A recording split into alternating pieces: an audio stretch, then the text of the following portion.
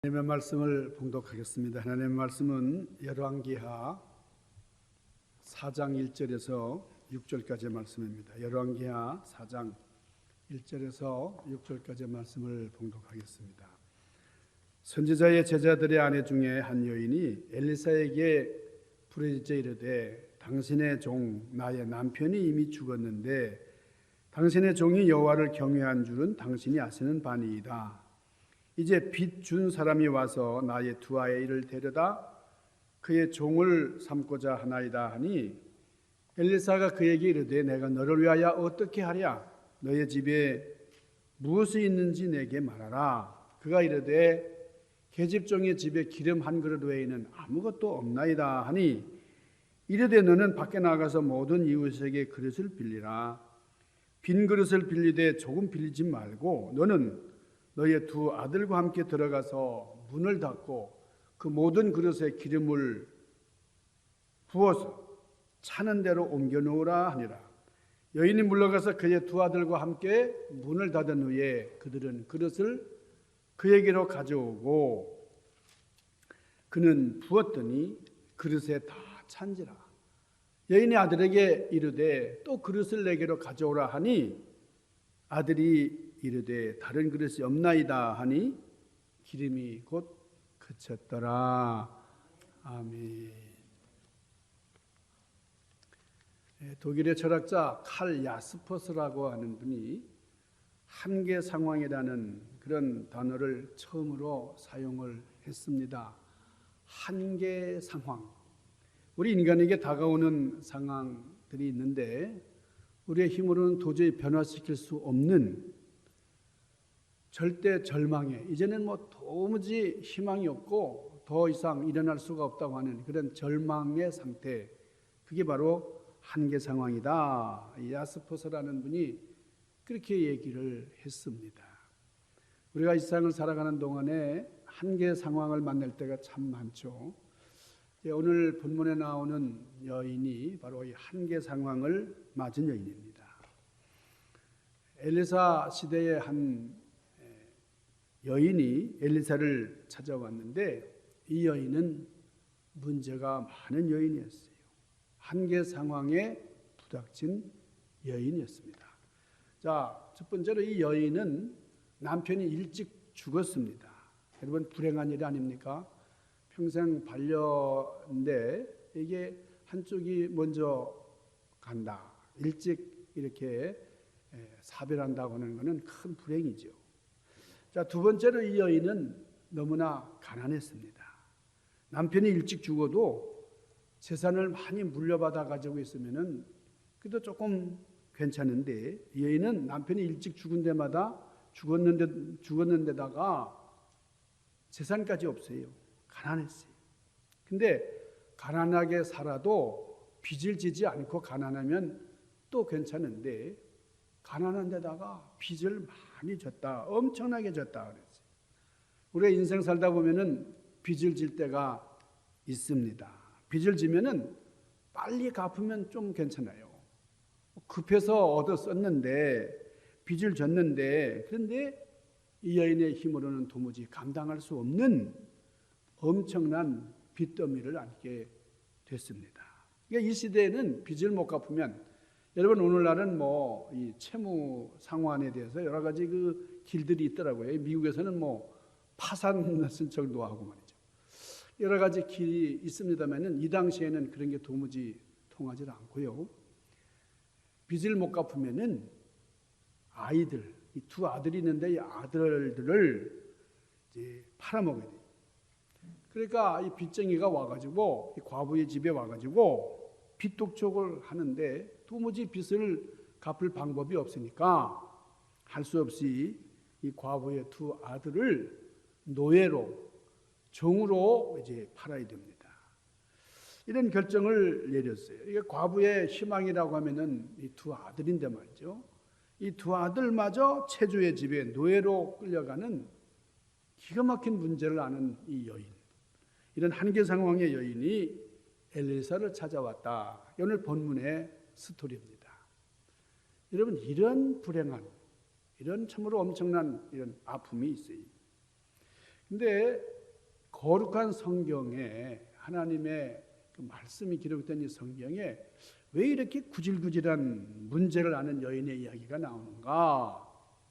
이것이 우리에게 어떤 의미를 던져주고 있는 것인가? 이게 몇천 년 전에 저 팔레스타인 땅의 한 여인의 얘기입니까? 옛날에 있었던 뭐 신화 같은 얘기입니까? 아닙니다. 성경은 그렇게 읽으면 안 됩니다.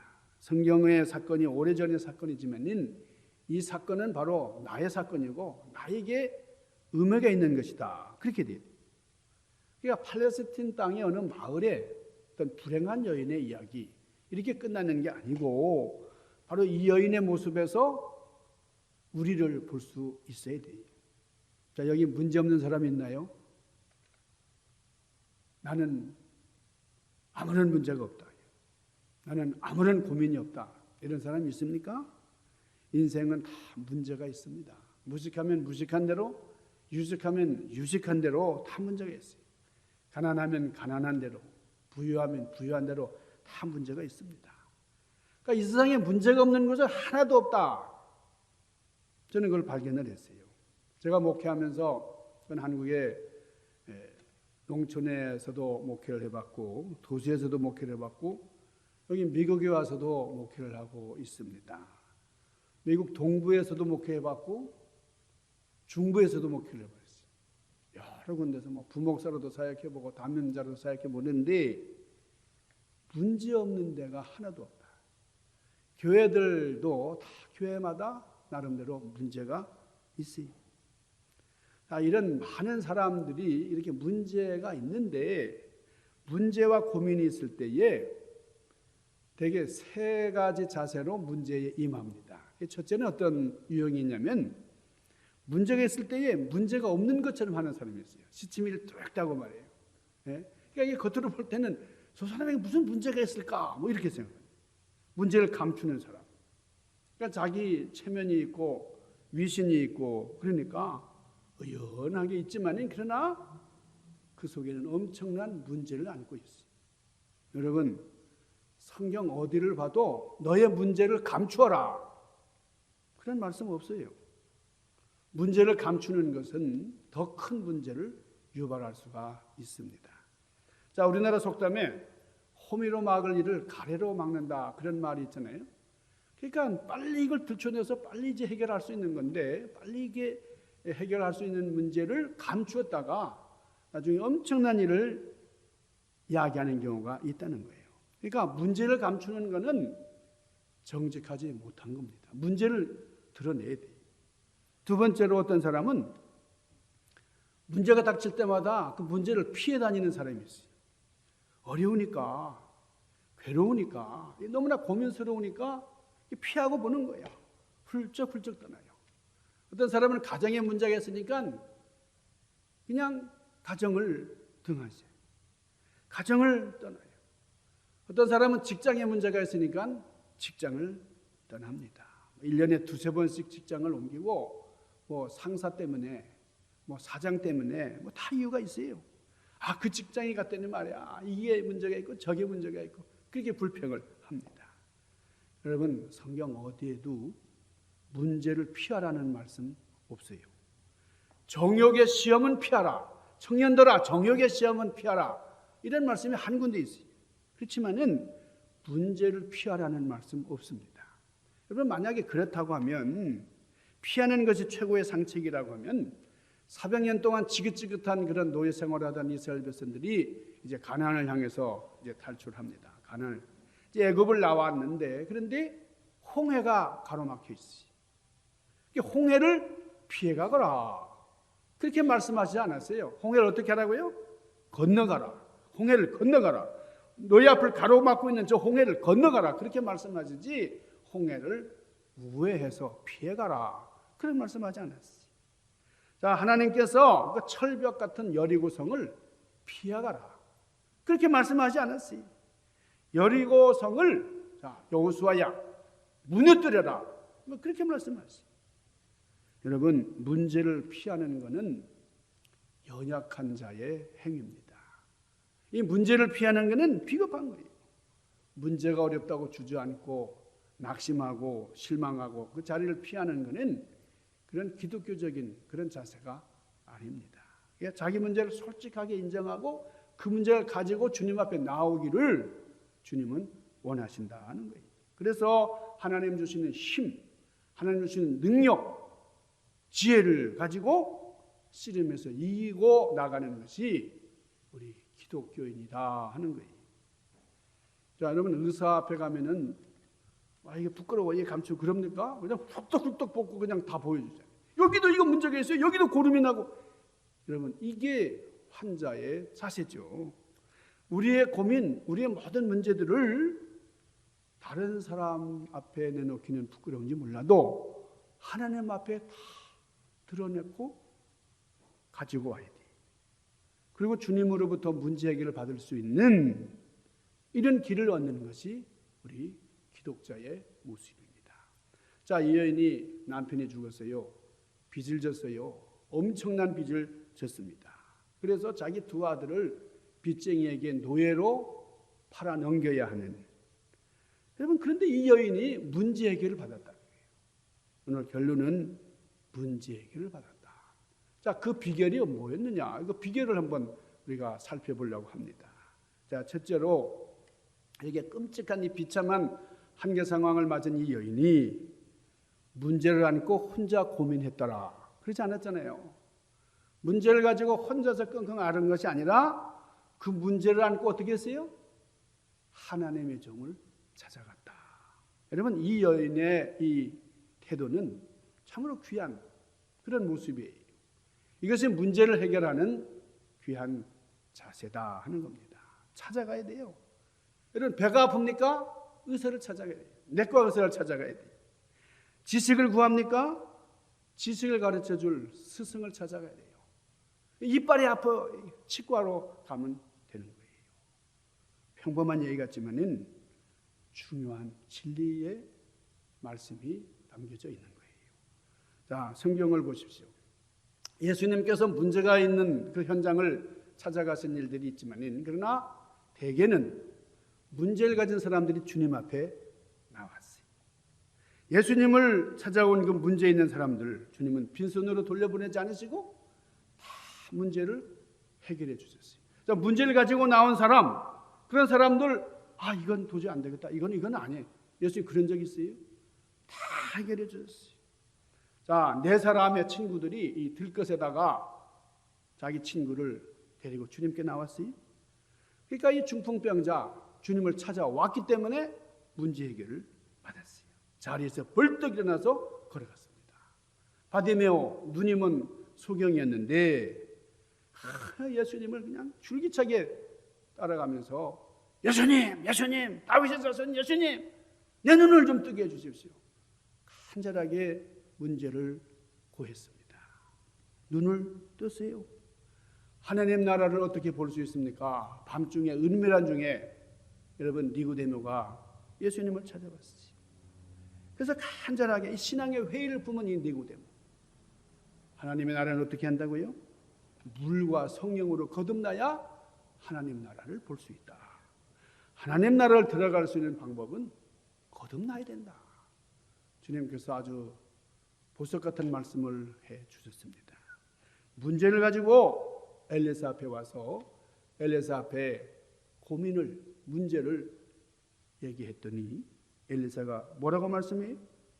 여인아, 너의 집에 있는 것이 무엇인지 나에게 구하라. 자, 이 여인의 남편은 엘리사의 제자였습니다. 그러니까 가까운 사이잖아요. 선생님, 그러니까 우리 부부는 제자인데 우리 남편이 죽었어요. 그러니까 엘리사가 그래? 하고 좀 딱하게 됐구나. 돈 때문에 너희 아들을 팔아야 되네. 그러면 내가 부자를 소개해 줄게. 부자를 소개해 줄 테니 그 부자를 찾아가서 돈을 꿔서 그걸 나중에 갚아라. 그렇게 이 여인의 집 바깥에서 문제를 해결해 줄 줄 알았죠. 그러는데 엘리사의 첫 번째 처방이 뭡니까? 여인아, 너의 집에 무엇이 있는지 말하라는 거예요. 너의 집에. 이 말은 뭡니까? 나 자신에게서 문제 해결의 방법을 찾아야 된다. 문제 해결의 길은 나 나에게서 말맞는다는 거예요.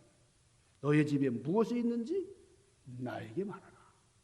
네, 이 계집종의 집에는 기름 한 그릇 외에, 기름 한 병 외에는 아무것도 없나이다.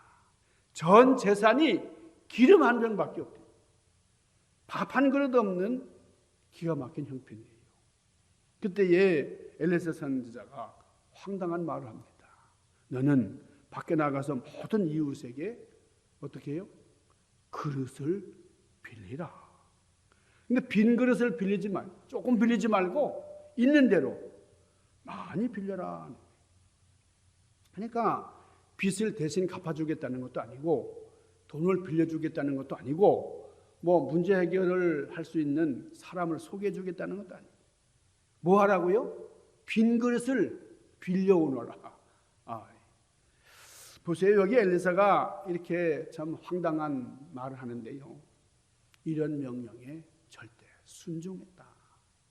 참 이 여인이 만약 여기 반응을 하지 않았으면 어떻게 됐겠어요? 그건 안 된다. 그건 할 수 없다고. 여러분, 엘리사가 이 여인에게 요구할 때에 기름 한 병을 가지고 왔습니다. 그랬더니 밖에 나가서 빈 그릇을 빌려오라. 빈 그릇 빌려오래. 여러분, 여기에 중요한 진리가 있습니다. 이 빈 그릇이라는 말은 뭐죠? 이 빈 그릇이라고 하는 것은 거기에 뭔가 채울 수 있다는 거예요. 여기 이렇게 컵이 있는데 이게 물이 차 있으면요, 다른 걸 넣을 수가 없는데 이게 비어 있으면은 여기다가 뭘 채울 수가 있습니다. 콜라도 담을 수가 있고 수수도 담을 수가 있어요. 왜? 컵이 비어 있으니까요.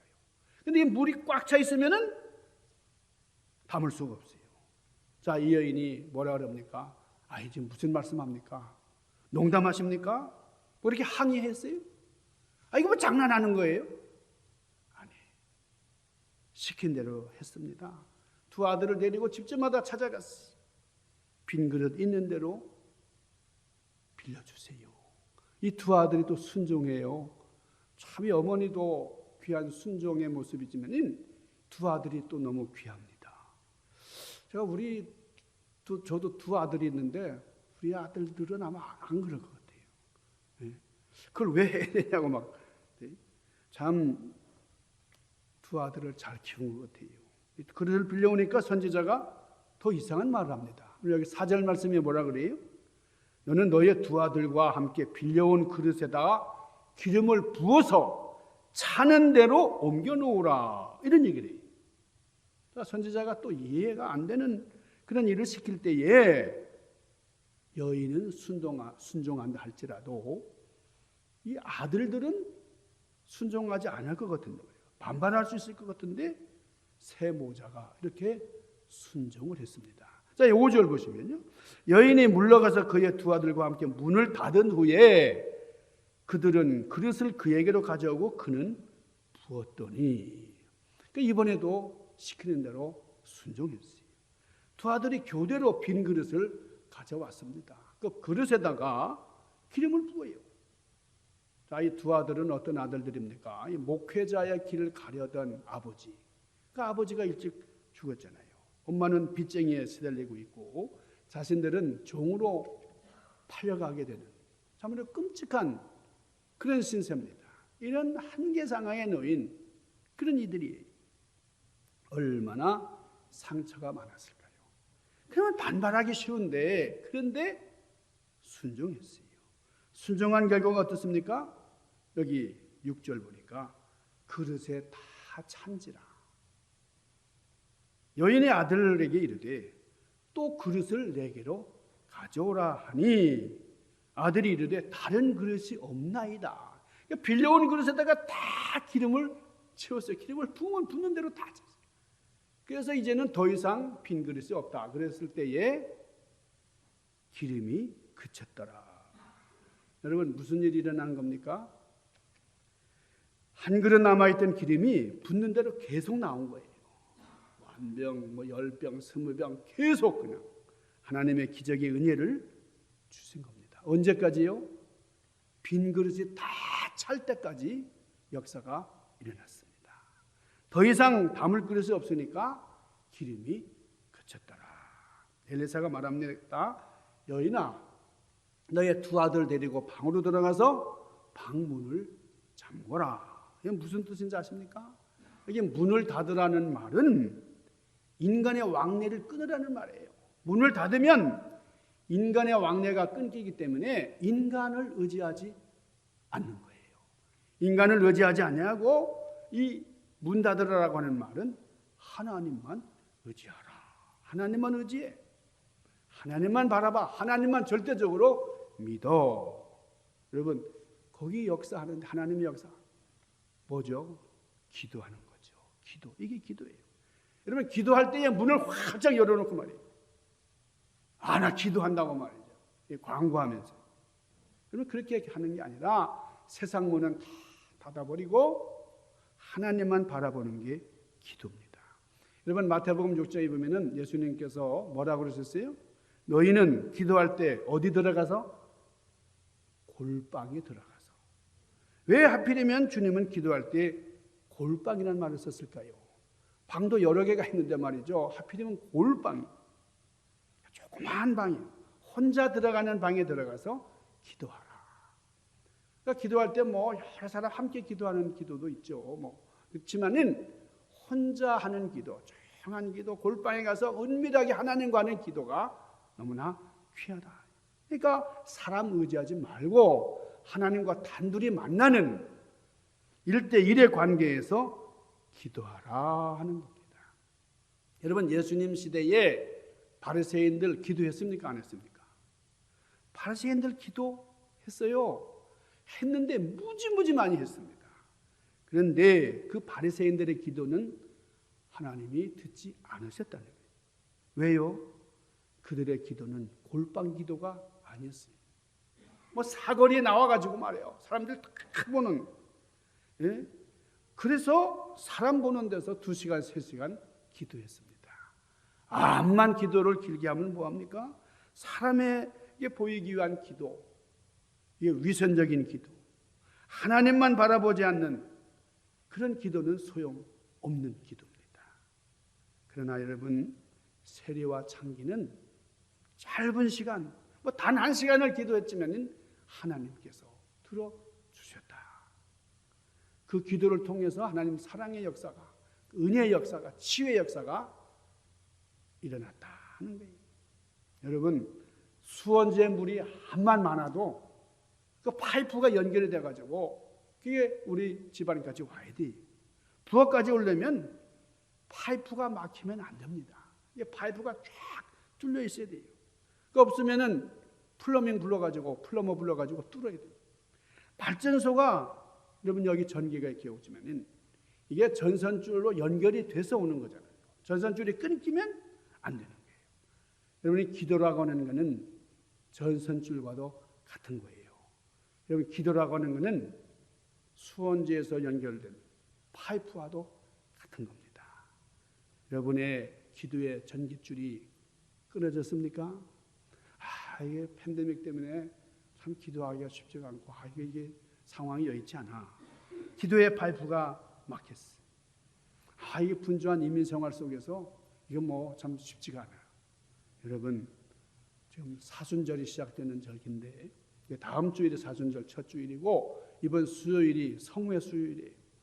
여러분, 성회라는 말이 뭔지 아세요? 성회라는 말은 거룩한 죄라는 뜻이에요. 티끌.